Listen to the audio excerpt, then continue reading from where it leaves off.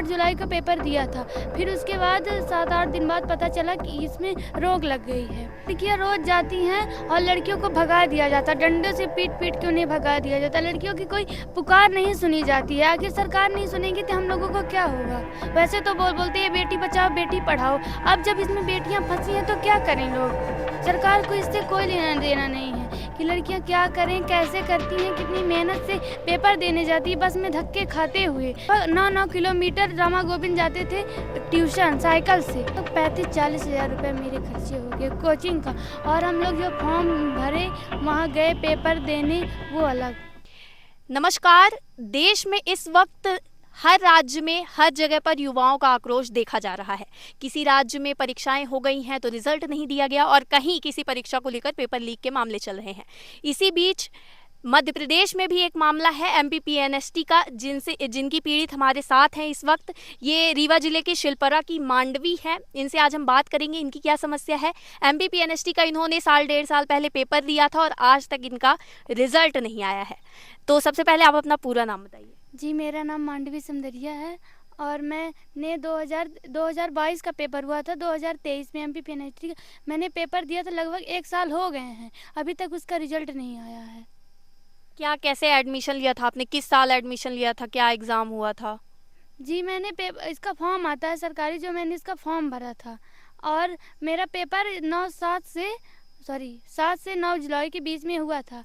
तो मैंने सतना में जाके पेपर दिया था 8 तारीख। कब 9 जुलाई कौन सी 2022 या 23? 2023 में दिया था, ये 2022 का है। तो मैंने 8 जुलाई को पेपर दिया था। फिर उसके बाद 7-8 दिन बाद पता चला कि इसमें रोक लग गई है। तो लगभग 1 साल हो गया, अभी तक उसका रिजल्ट नहीं आया है। मतलब ये 2022 की पीएनएसटी की वैकेंसी थी जिसका एग्ज़ाम 2023 में हुआ, और अब 2024 आ गया है, रिजल्ट नहीं आया है। तो इसके लिए आप लोगों ने कुछ किया? कभी किसी से मिले आप लोग? हाँ, लड़कियां रोज जाती हैं और लड़कियों को भगा दिया जाता, डंडों से पीट पीट के उन्हें भगा दिया जाता। लड़कियों की कोई पुकार नहीं सुनी जाती है। आखिर सरकार नहीं सुनेगी तो हम लोगों को क्या होगा। वैसे तो बोलते हैं बेटी बचाओ बेटी पढ़ाओ, अब जब इसमें बेटियां फंसी हैं तो क्या करें लोग।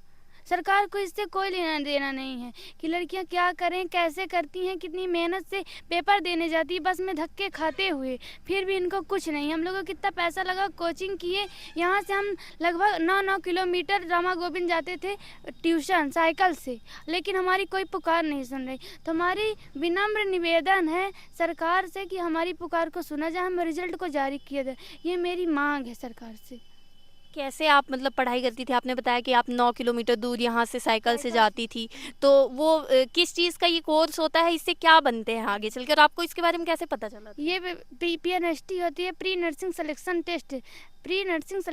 इसमें से नर्स बनते हैं जो डॉक्टरी की मदद करते हैं, जो देखभाल करते हैं, मरीजों को ठीक करते हैं। तो इसके बारे में आपको बचपन से ही नर्सिंग ज्वाइन करनी थी, नर्स बनना था, या ये बाद में पढ़ते पढ़ते आपको आया कि करना है? नहीं, मुझे बचपन से ही करना था, क्योंकि जब मैं 10th पास हो गई तो मुझे जब मैं 10th पढ़ती थी मुझे लगता था नहीं, मुझे अच्छे परसेंट लाना है, मुझे बायो लेनी है। जब मेरे अच्छे परसेंट आए मैं बायो ली, फिर मैंने तक 12वीं की। फिर उसके बाद मैं कॉलेज में एडमिशन नहीं कराई, क्योंकि मेरा फोकस इसी में था कि नहीं, मुझे नर्स ही बनना है। तो फिर मैंने कोचिंग की, तैयारी की, 1 साल में तो नहीं हुआ। फिर दूसरी साल मेरे अच्छे नंबर आए, फिर भी नहीं हो रहा, रिजल्ट ही नहीं आया। तो अब क्या करें हम लोग, इतनी मेहनत करने के बाद निराश बैठे हैं। ये 66,000 लड़कियों के साथ है, 1800 सीटें हैं, 1860 लड़कियों के भविष्य का सवाल है। इसमें हमारे भविष्य के साथ खिलवाड़ किया जा रहा है। हमारी पुकार को कोई सुनने वाला नहीं है। ये बात बिल्कुल सही है। ये जो कह रही हैं कि 2023 में जुलाई माह में इन्होंने पेपर दिया है, ये वैकेंसी 2022 की थी, 2023 की भी वैकेंसी आ चुकी है और अब 2024 की भी वैकेंसी आने वाली है या फिर आ चुकी है वैकेंसी, लेकिन अभी तक इनका 2022 की वैकेंसी का रिजल्ट नहीं दिया गया है। अभी कुछ दिनों पहले ही हमने देखा कि कैसे लड़कियां सड़कों पर उतरी थी, मंत्री मिनिस्टर से मिलने के लिए जा रही थी कि उनका रिजल्ट दिया जाए। आखिर उनकी रिजल्ट में रोक क्यों लगी है, इस पर भी अभी कोई साफ बात सामने नहीं आई। आपको क्या लगता है कि क्यों रुका हुआ है? रिजल्ट का मामला अलग है और जो नर्सिंग घोटाला है वो अलग है। हम लोगों का रिजल्ट जारी करना चाहिए, हम लोगों के रिजल्ट पर कोई रोक नहीं है। हम लोगों का पेपर भी कोई किसी तरह लीक नहीं हुआ था, कोई समस्या नहीं है, लेकिन सरकार हमारी पुकार को सुन नहीं रही, रिजल्ट को दबा रही है।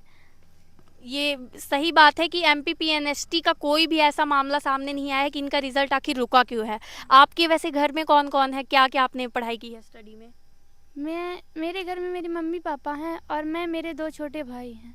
पापा जी क्या करते हैं आपके? मेरे पापा हॉस्पिटल में दीनदयाल ऑफिस में रहते हैं। अच्छा। और 12वीं तक की पढ़ाई आपने कहाँ से की है? जी मैंने सिलपरा से की है, सिलपरा स्कूल से की है। यहाँ पे कोई प्राइवेट स्कूल या सरकारी स्कूल? नहीं, सरकारी स्कूल।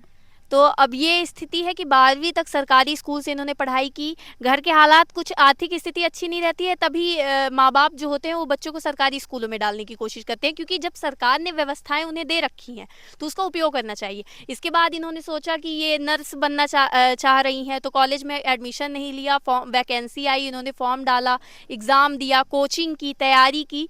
ये इसकी फ़ीस कितनी रही होगी जो आपने कोचिंग की? कितनी, मतलब इसमें आपका खर्चा भी आया होगा अच्छा खासा, तो कितना खर्चा आ गया इसमें होगा? लगभग 35-40 हज़ार रुपये मेरे खर्चे हो गए कोचिंग का। और हम लोग जो फॉर्म भरे, वहाँ गए पेपर देने, वो अलग। तो 40,000 50,000 रुपए इनके घर से इनके जा चुके हैं, लेकिन अभी तक कोई रिजल्ट नहीं आया है। और अब हमें ये यहाँ पर मिली है, इनकी ये अपील है कि इनका रिजल्ट दिया जाए, रिजल्ट ना देने की वजह बताई जाए, यही इनकी मांग है। इसी तरह के लोगों से मिलने के लिए, ऐसे ही वीडियोस देखने के लिए जुड़े रहिए विंद फर्स्ट के साथ।